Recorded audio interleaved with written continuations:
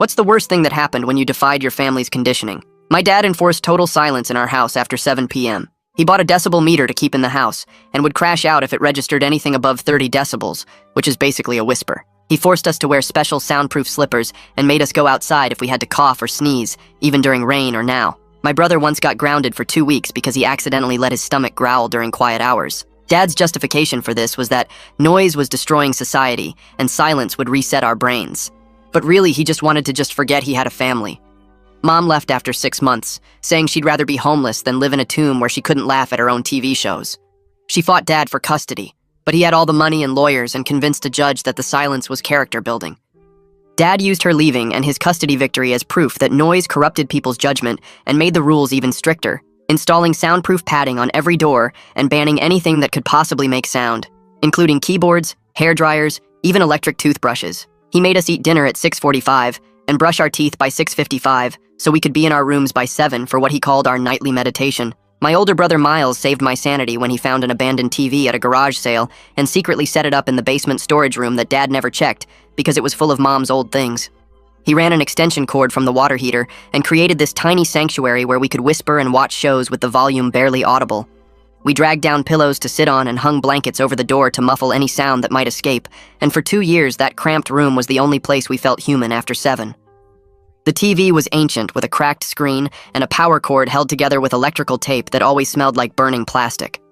Miles kept saying we should get rid of it before Dad found it, but it was our only connection to normal life, so we kept using it despite the sparks it made when you turned it on. We couldn't buy a better one because Dad monitored our bank accounts for what he called frivolous purchases. One night we were watching a show with the volume so low we could barely hear it when smoke started pouring from the back of the TV. The electrical tape had melted through, and flames were climbing up the wall, spreading to Mom's old clothes in the boxes Dad had packed away. The storage room filled with toxic black smoke that made our eyes stream and lungs burn as we tried to smother the fire with blankets that caught fire too. Miles dragged me out of the room as flames spread into the ceiling beams, and we realized we had to wake Dad even though it meant revealing everything. Dad slept with noise-canceling headphones to ensure perfect silence, so Miles had to pound on his door screaming about the fire while I ran through the house opening windows to clear the smoke billowing up from the basement. When Dad finally opened his door, his face went from confused to furious as he processed the noise we were making at 11:30 at night. "There's a fire in the basement and we need to get out now," Miles shouted, grabbing Dad's arm to pull him toward the stairs where smoke was already visible. Dad jerked away and started screaming about how we'd violated his trust and destroyed the sanctity of quiet hours, even as smoke poured under his bedroom door. He actually grabbed his decibel meter to show us we'd exceeded acceptable noise levels by 300%, while flames started eating through the ceiling behind him. The smoke detector was shrieking and the fire was roaring through the walls, but Dad was more concerned about the broken rule than the fact that his house was burning down. "This is what happens when you can't follow simple instructions about maintaining silence," he said, standing there in his pajamas as the hallway filled with smoke that made us all start coughing. Miles tried to drag him toward the stairs, but Dad shoved him back, saying he needed to document our noise violation for insurance purposes, because this was clearly our fault for creating what he called a den of chaos in his house.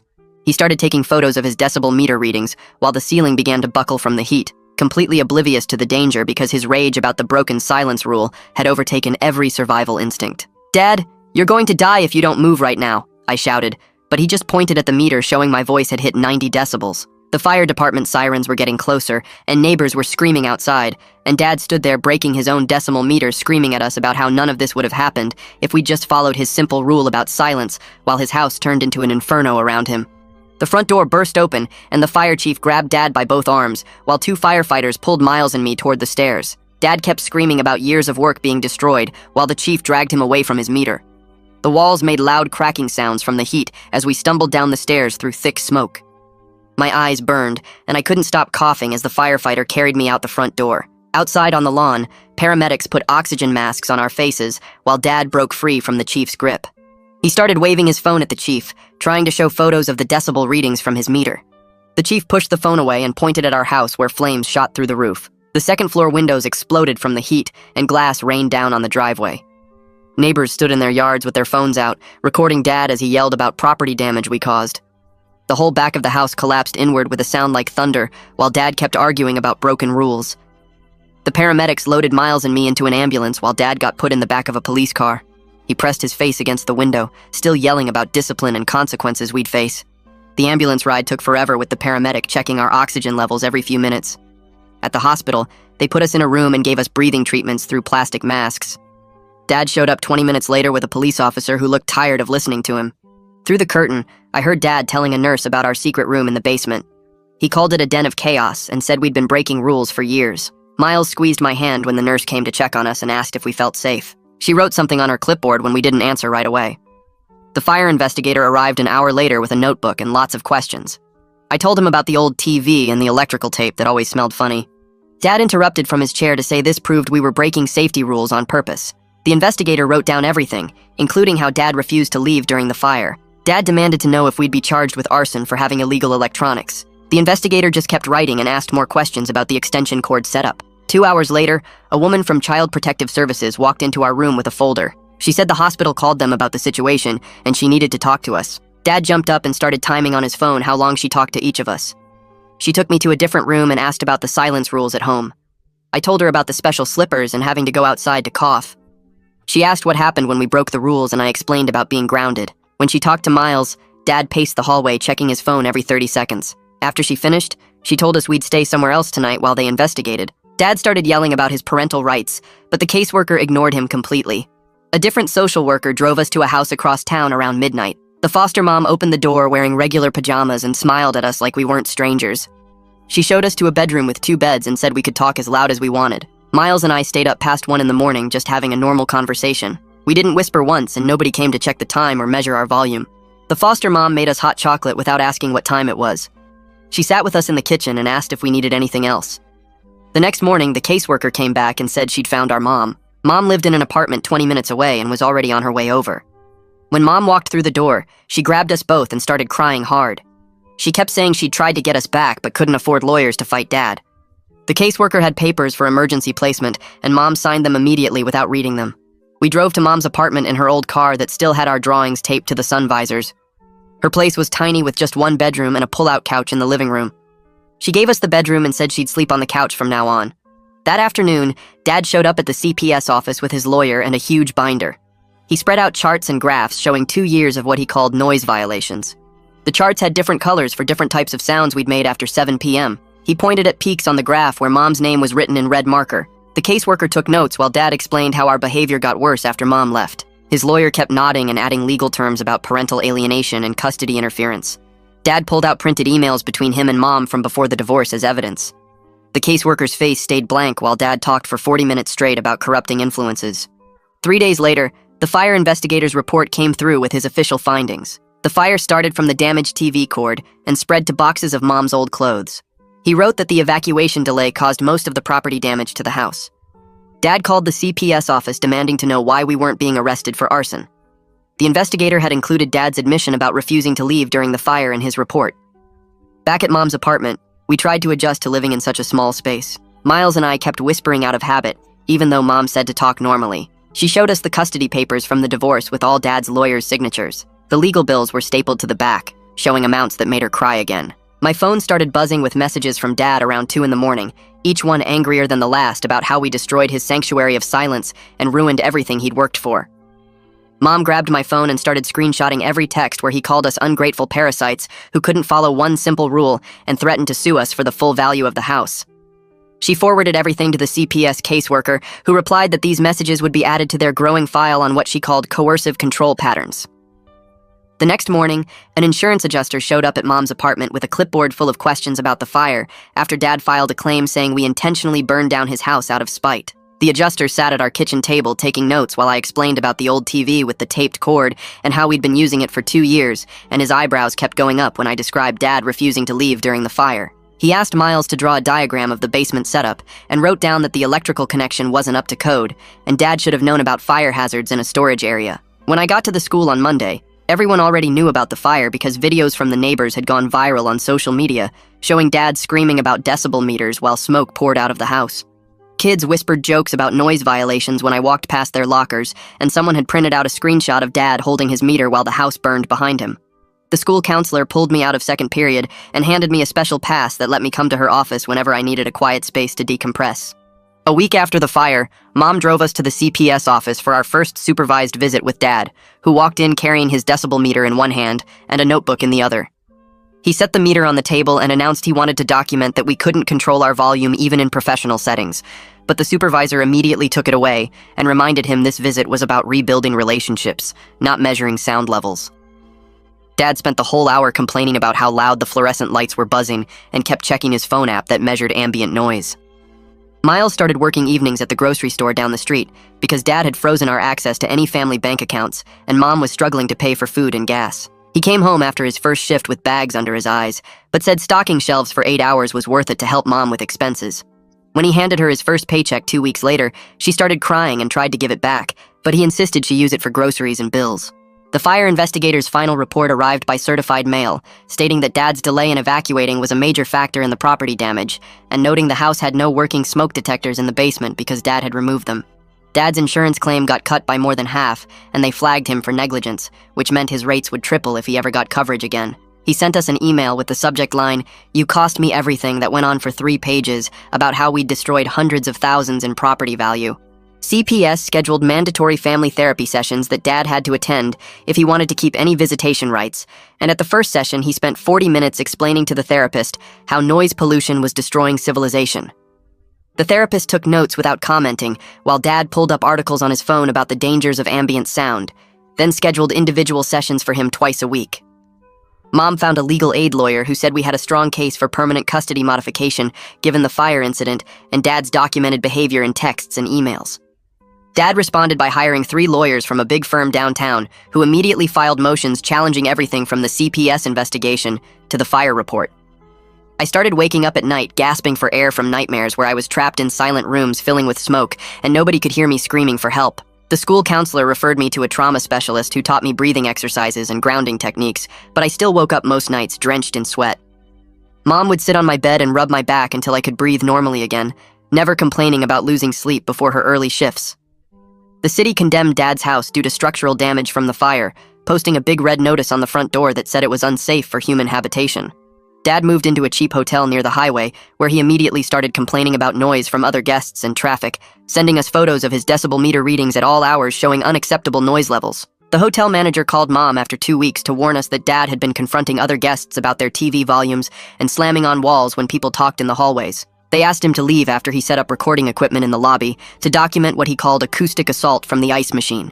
3 weeks later at the courthouse, Mom's lawyer spread printed pages across the conference table showing years of Dad's posts on noise complaint forums where he called us noise terrorists, and described punishments he wanted to try like shock collars that would activate above certain decibel levels. The lawyer had found hundreds of posts dating back 5 years where Dad detailed every sound we made and rated them on what he called his disruption scale, including recordings he'd secretly made of us breathing at night. Some posts asked other members if they knew where to buy military-grade soundproofing or how to legally enforce complete silence on minors, and one thread discussed whether removing a child's vocal cords would count as abuse if it was for their own good. The judge read through the stack of evidence with her eyebrows getting higher with each page, then ordered an immediate psychological evaluation for Dad before any custody decisions could be made. 2 months passed before our court date where Miles and I had to sit in those hard wooden chairs and tell the judge about the night of the fire, while Dad's 3 lawyers kept interrupting to ask if we'd been drinking or using drugs.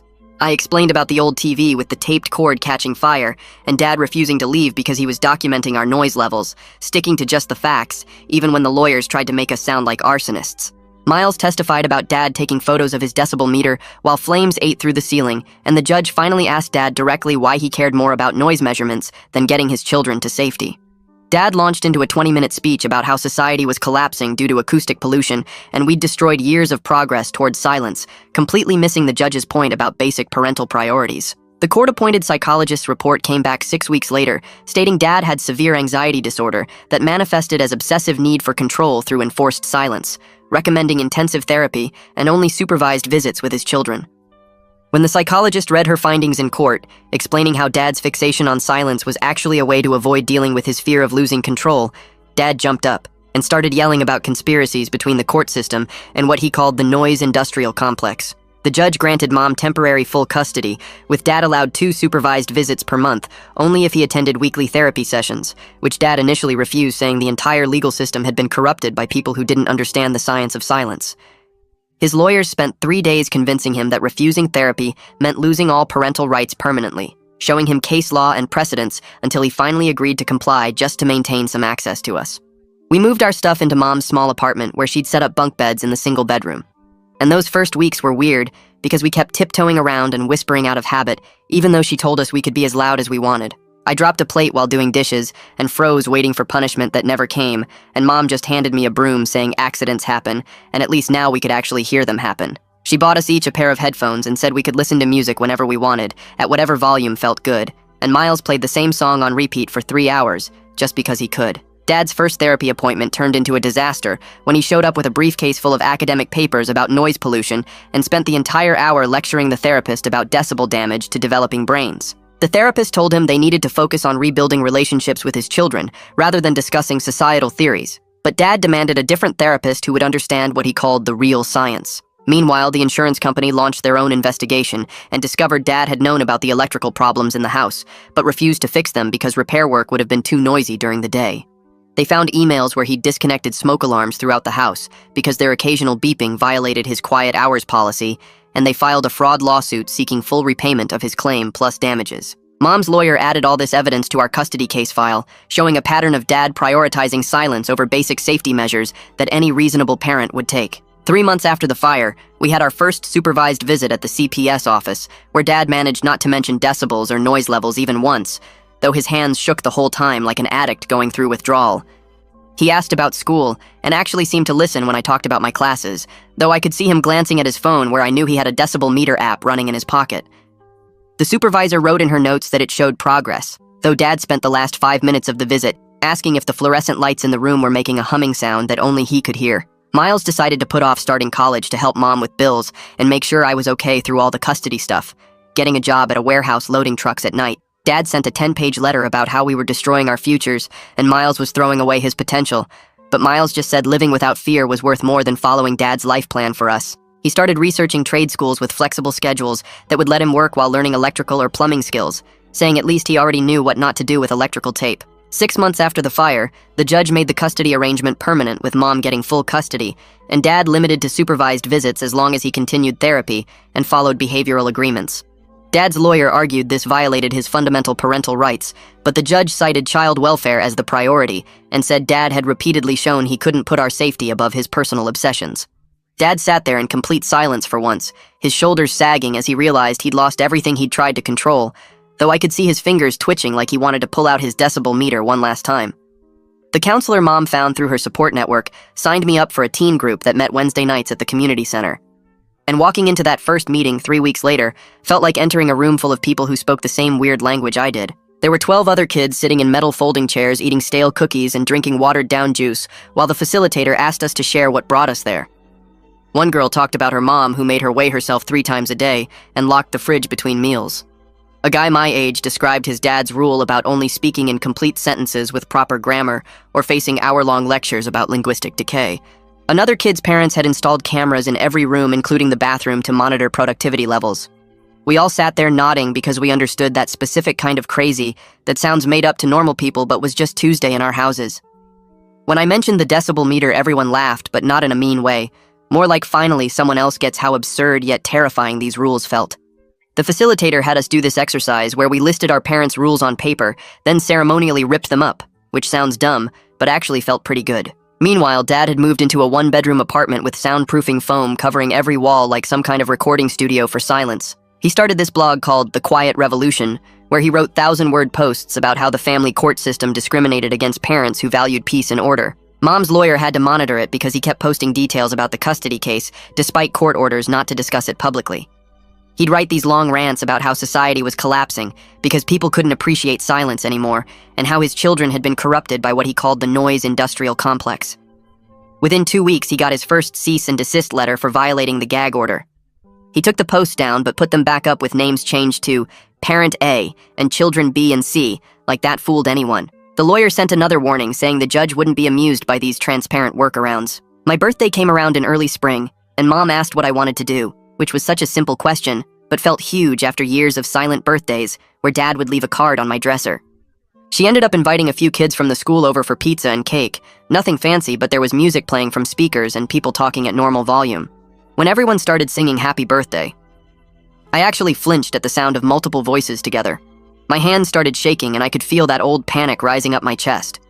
Miles saw me freezing up and grabbed the stereo remote, cranking the volume until the music drowned out my anxiety. He grinned at me from across the room while Mom laughed at something someone said, and I forced myself to stay present instead of running to find somewhere quiet. The next week, Dad's therapist submitted her monthly report to the court, saying he was technically compliant with sessions, but making minimal therapeutic progress. She wrote that he spent most sessions lecturing her about studies on noise pollution and its effects on cognitive function rather than addressing his controlling behavior. He'd bring printed articles and PowerPoint presentations to therapy like he was teaching a class instead of working on himself. The therapist recommended extending supervision requirements indefinitely since he showed no recognition that his behavior had endangered his children. The judge agreed and added another 6 months before they'd even consider reviewing the arrangement again. Around that same time, the condemned house finally went on the market with a bright red "For Sale" sign stuck in the dead grass out front. Dad insisted on attending every showing to explain to potential buyers that the fire damage wasn't due to negligence, but rather his children's rebellion. The real estate agent started getting complaints from buyers who said this angry man had cornered them in the burned kitchen, lecturing about proper electrical safety. After the third complaint, the agent began scheduling viewings exclusively during Dad's therapy appointments. The house sat on the market for 2 months before some developers bought it for half what Dad paid, planning to tear it down and build townhouses. Dad sent us a letter saying the sale was highway robbery, enabled by a corrupt system that punished conscientious parents. Mom got promoted to shift supervisor at her job, now that she didn't have to leave early twice a week for court hearings and lawyer meetings. Her boss said she'd been considering Mom for months, but couldn't promote someone with such an unpredictable schedule. We went to this Italian place to celebrate where the tables were crammed together and everyone talked loud enough to hear over the kitchen noise. Mom ordered wine and let Miles have a sip while I got unlimited breadsticks. At the next table, an older couple kept shooting us looks, and finally the woman leaned over to say we were being too loud for a family restaurant. Mom turned to her with the biggest smile and said they were welcome to find somewhere quieter if it bothered them that much. The woman's face went red, but she turned back to her meal while we kept talking and laughing like normal people do at restaurants. A week later, Dad sent this long, rambling letter about how he was considering joining a monastery, where the monks took vows of silence and understood the value of quiet contemplation. He wrote 5 pages about different monasteries he'd researched and their policies on visitors and communication with the outside world. Mom didn't even respond, but her lawyer filed it as evidence that Dad was more interested in escaping to silence than rebuilding relationships with his kids. We never heard anything more about the monastery plan, though Dad did start attending silent meditation retreats every other weekend. By late spring, almost 6 months after the fire, Miles and I could finally sleep most nights without waking up gasping from dreams about smoke and flames.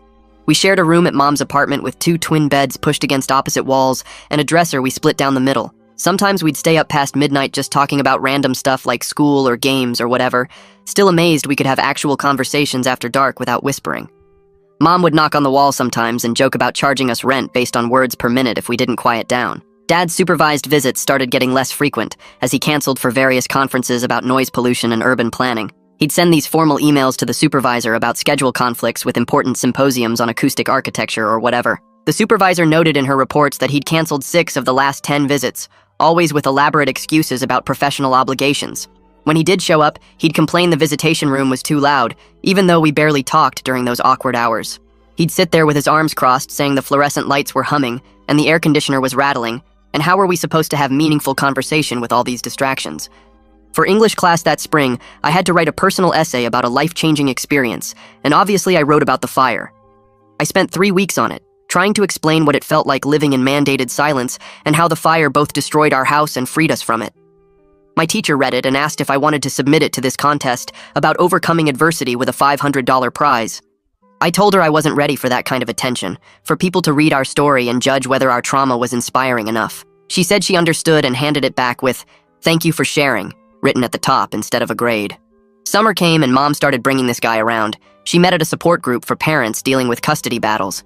His name was Steve, and he had 2 kids from his own messy divorce, and one Saturday, he suggested we all go to this arcade downtown that had just opened. The place was packed with screaming kids and beeping games and music so loud you could feel it in your chest, and I kept waiting for that old panic to hit, but instead, I just felt free. Mom and Steve watched us play skee ball while his kids ran around trying every machine, and when someone's game made this huge victory siren go off, I actually laughed instead of freezing up. We stayed for 3 hours just making noise like normal families do, and on the drive home, Mom reached back and squeezed my shoulder when she saw me smiling.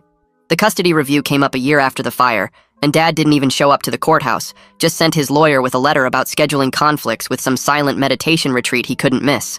The judge read his excuse out loud and shook her head, then made Mom's full custody permanent and removed all the supervision requirements for Dad's visits if he ever wanted them. Mom cried right there in the courtroom, and Miles had to help her walk out because her legs were shaking so bad from relief. 2 weeks later, Dad sent an email asking if Miles and I wanted to spend a weekend at his new apartment, promising no decibel meters or silence rules or any of his old restrictions. Miles and I sat at the kitchen table for 3 days straight, talking about whether we should go, weighing every possibility of what could go wrong. Mom kept saying she'd support whatever we decided, but we could see how nervous she got every time we brought it up. We finally emailed back saying we weren't ready yet. Maybe someday, but not now.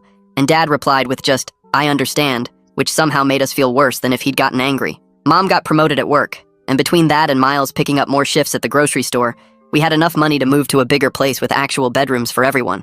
The first night in my own room, I turned on music and kept raising the volume, testing each level to see when the fear would kick in, but it never did. I played songs until 2 in the morning just because I could, and nobody banged on the wall or checked decibel readings or made me go stand outside. When December came, Dad sent holiday cards with these long, handwritten notes about respecting our boundaries and hoping we'd reconnect when we felt ready. There was nothing about noise or silence or his theories about society, just regular parent stuff about missing us and being proud of how we were doing. Mom kept them in a folder in her desk drawer, saying maybe someday we'd want to read them again when we were older. 2 years passed, and Miles finally enrolled in community college while keeping his part-time job, taking night classes for automotive repair. I was finishing high school with decent enough grades considering everything we'd been through, mostly B's and C's, but passing everything. Mom framed both our report cards on the fridge, even though they weren't anything special, just happy we were moving forward and doing normal teenage stuff. The court sent over Dad's therapy reports showing he was finally taking treatment seriously after 2 years of fighting it, though his therapist noted he still struggled with control issues and accepting responsibility. She thought he might be ready for unsupervised visits within another year if he kept progressing, but reading that just made my stomach hurt because we knew we'd never be ready even if he was. Senior year, I got accepted to a state college 4 hours away. Nothing fancy, but far enough to feel like a real fresh start. Mom cried happy tears when the acceptance letter came, saying she was so proud I felt safe enough to leave home after everything. Miles promised to drive up once a month to visit, and Mom was already planning care packages full of snacks and stupid notes, and nobody mentioned asking Dad for help with tuition, even though we all knew money would be tight. The night before I left for college, Mom threw this big dinner with Steve and his kids and some neighbors, everyone talking and laughing at the same time. Steve's younger kid knocked over a plate and it shattered on the floor, and for a second everyone went quiet until we all started laughing at the mess. That's when it really hit me that we were free, that breaking things and making noise was just part of life, and not some crime that needed punishment. Right before graduation, Dad sent a card with a check for $500 and a note saying he was proud despite everything that happened between us. He wrote that he was going to therapy twice a week now and learning about something called emotional regulation and distress tolerance. The check is still in my desk drawer uncashed because taking his money feels like accepting his apology, and I'm not there yet even if he's making progress. That first week at college orientation, they made us do this icebreaker where everyone shared the weirdest rule from their house growing up. Some girl talked about mandatory family game night, and a guy complained about his mom's no phones at dinner rule, while I sat there knowing I was about to win this thing without even trying. When my turn came, I pulled out my phone and showed them the local news article about the house fire with Dad's photo holding his melted decibel meter while firefighters worked behind him. The whole circle went dead quiet until someone asked if that was real, and I just nodded and explained the 30 decibel rule and the soundproof slippers and going outside to cough. My roommate leaned over and promised to play music as loud as I wanted whenever I needed it, and everyone else just stared like they couldn't process that level of crazy. Mom started calling every Sunday morning, and we'd talk for 2 or 3 hours about nothing important. Just random stuff like what she made for dinner or some show she was watching. She kept saying the apartment felt too quiet without us, which made us both laugh at how backwards that was after years of forced silence. She was dating this guy from her support group who had normal volume conversations and actually enjoyed going to concerts with her. Miles enrolled in trade school for electrical work and met this girl whose dad had controlled every bite of food she ate, weighing portions and counting calories since she was 8. They spent their lunch breaks trading stories about hiding food and secret TVs and all the ways kids learn to survive impossible rules. She understood why he still whispered sometimes without him having to explain anything, and they started spending time together outside of class.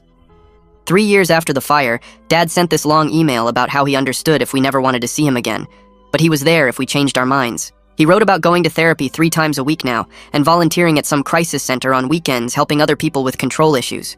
The email had links to his therapist's professional page and the crisis center's website like he needed to prove he was really doing the work.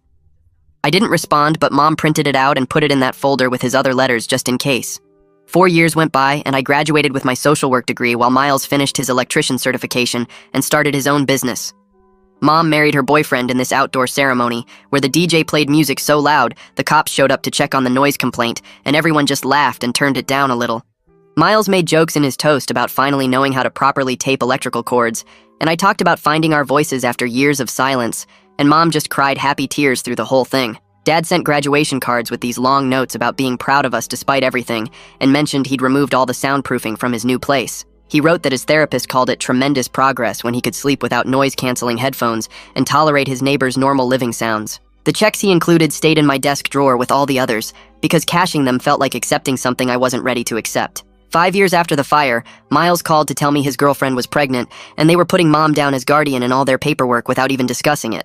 We all knew without saying it that Dad would never meet this kid alone, maybe not at all, because some bridges stay burned no matter how much therapy someone gets. Miles bought a house 2 streets over from Mom and installed the electrical system himself, triple-checking every connection and using proper materials for everything. We found our own kinds of peace that had nothing to do with silence and everything to do with choosing our own noise levels. The fire that almost killed us ended up saving our lives in ways Dad's perfect silence never could have, giving us permission to exist at whatever volume felt right for us. Well, folks, that's it from me today. Thanks for sticking with me and letting me throw my thoughts and questions out there along the way. I really appreciate it. Like the video, it helps more than you think.